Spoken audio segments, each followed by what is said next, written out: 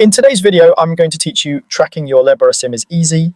As soon as you place your order, the key to following your package is the confirmation email that Lebara sends. Open that message in the same inbox you used at checkout and keep it handy. If it doesn't appear within a few minutes, give it a little time and check your spam or junk folder or search your inbox for the word Lebara or confirmation.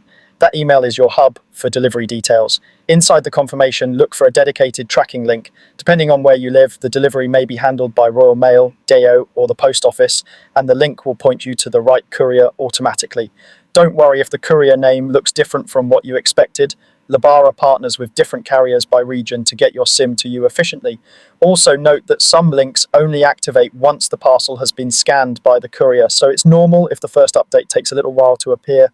Click the tracking link to open the courier's page and see your current status. You might see messages like dispatched, in transit, out for delivery, or delivered.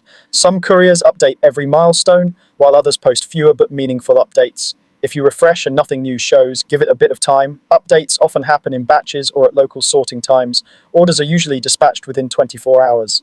That window refers to working days, so an order placed late on a Friday or during a public holiday may ship on the next business day.